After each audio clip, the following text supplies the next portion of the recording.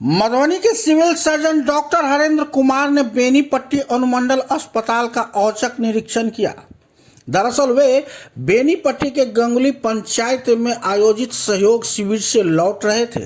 इस दौरान civil surgeon सीधे बेनीपट्टी अनुमंडल अस्पताल पहुंच गए, जहां उन्होंने ओपीडी, इमरजेंसी वार्ड, दवा काउंटर, भंडार कक्ष, लेबर रूम, पैथो लैब और एक्सरे रूम सहित अन्य वार्डों का निरीक्षण किया और मौजूद डीएस को कई आवश्यक निर्देश दिए।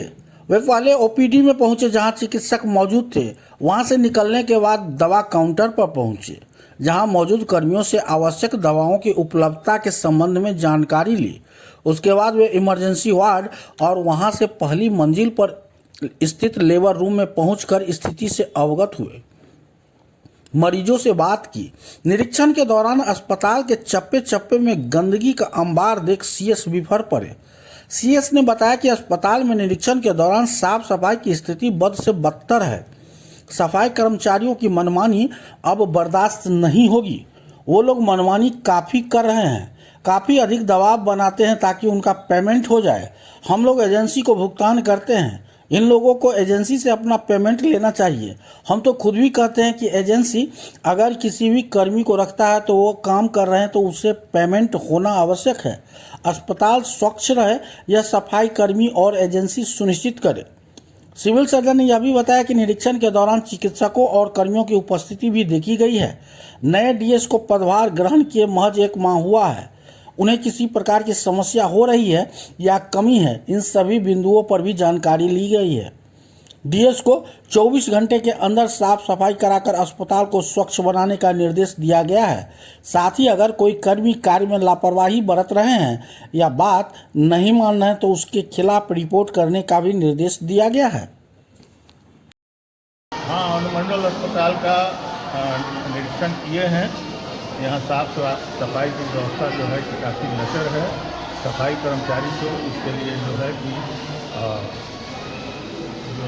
बोला गया है, उनका मनमानी को जो है कि हम लोग बर्दाश्त नहीं करेंगे। मनमानी करके काम नहीं करते हैं और अननेसेसरी जो है कि दबाव डालते हैं हम लोगों पर। उनका पेमेंट हो, उनका पेमेंट अगर काम करते हैं तो ज़रूर होगा।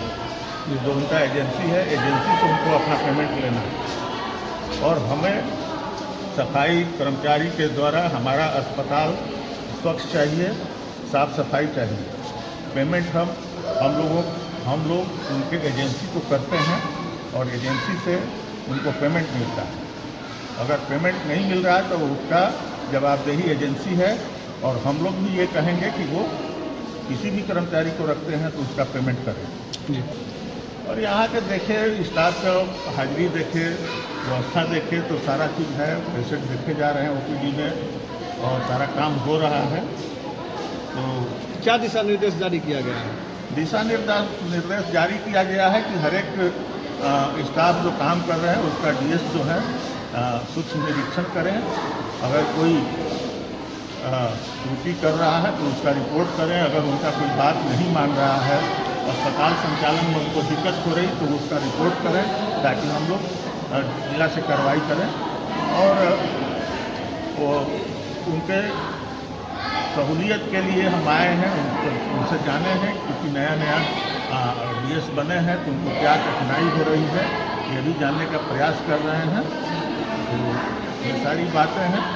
अब तो डीएस साहब भी 2-3 महीना हो गया, तो 1 महीना हुआ है, 1 महीना हो गया है और धीरे धीरे ये भी समझ जाएंगे और काम सुचारू रूप से। भीतर कुछ मशीन सब भी खराब है सर इमरजेंसी में, और पंखा वगैरह का भी अभाव है। मशीन खराब में लगते हैं मरीज। कोई मानवीय ये नहीं है, एक्ट नहीं है।